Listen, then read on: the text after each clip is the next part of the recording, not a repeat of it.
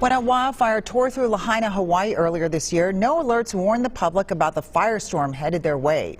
Here in Minnesota, we have seen confusion during many strong storms. For example, not all counties here have the same criteria to activate tornado sirens. It is one of the reasons our next weather meteorologists say the siren should be your last source for a tornado warning. CBS News national investigative correspondent Stephen Stock asks if decision makers should always err on the side of caution. We have so many fires right now. I don't know what cross street is for each one. Something where we should be evacuating? No, they're actually up on the mountain. Just advise multiple fires in the Zone 3 area. You're going to be. I never had a more hectic 6 hours of my life than here during this. And, you know, this was the most hectic 6 hours of my life. Losing battle though. These homes are going up pretty fast. I could see it moving across the ridge. About 2 o'clock, I'd start trying to call my mom.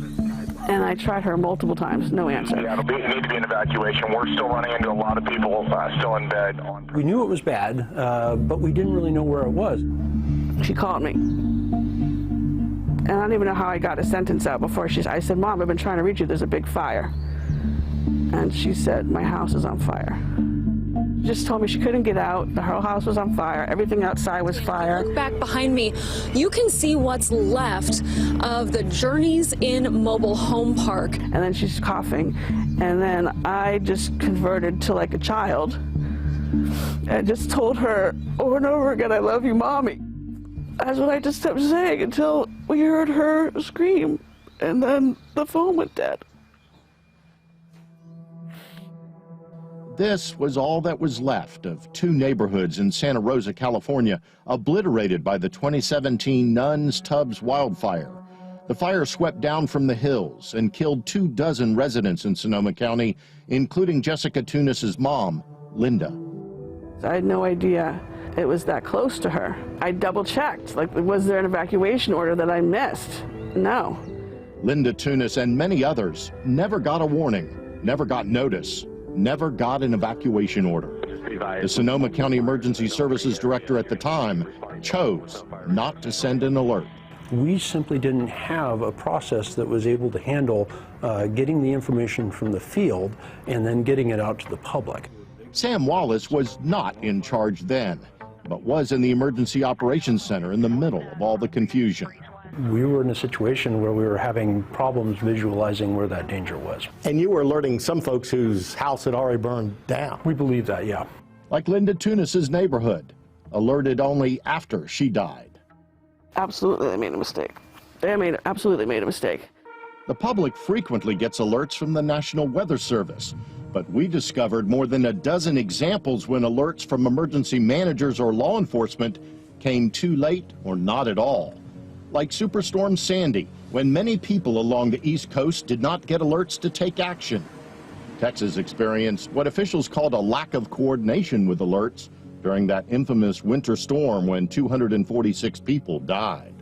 That same year, New York City officials said alerts came too late when Hurricane Ida caused 91 deaths in 9 states. Hundreds in Colorado didn't get alerted in time during the state's most destructive wildfire. Later, local authorities determined they need to streamline how warnings are sent out. And most recently, on Maui, emergency managers decided not to sound the island's warning sirens during that firestorm. Do you regret not sounding the sirens?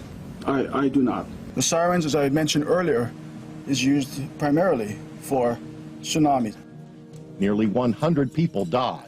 Every time this happens, I think, why have these people not learned from our tragedy, what we went through here? We asked that question to the heads of FEMA at a conference of emergency managers. Does it kind of break your heart? You got the technology, it just wasn't used. Absolutely. It does break my heart when we know we have a technology that can be used to keep people informed and safe, and it's not used. Why does this keep happening again and again? We have to focus our efforts on reaching out to communities, get them the understanding and the comfort level with using this to be able to get that message out there. And we are committed to continuing to work with communities across the nation to help them feel comfortable and confident in their skills to properly alert those that are in harm's way. FEMA requires training for emergency managers who send out alerts. I took the online course myself. and found it's focused on rules, laws, and systems, not as much on how and when to alert. I took the training, the 2-hour, and I flunked the test. Oh, my goodness. It was hard, but it was 3/4 of the way through before we started talking about decision making. Do we need to beef that up? Maybe we need to create a more hands-on follow-up mandatory training that is all about implementing and using the system. I'll take that back. California has changed its law. The state now mandates emergency managers err on the side of notifying the public during emergencies. If we wait too long, then even if the information is accurate, it may not be effective. So one of the techniques that we employ here is, as soon as we think that there's a significant issue, we're just going to issue an alert. We're going to wake everybody up. Should you have woken people up in 2017? Yes. Does that keep you up at night when you think about that? Yeah. Does there need to be a national standard, much like California did after Santa Rosa? Well, I think maybe a national standard. I would not want to mandate something across everybody in this case. Jessica Tunis is advocating for a nationwide policy to push the button when in doubt, and send alerts. Something she regrets was not in place for her mom. I wish I'd left my job and just gone to get her. I would have been fired, and they would have been correct, but she would have been alive. I live with that guilt. Stephen Stock, CBS News.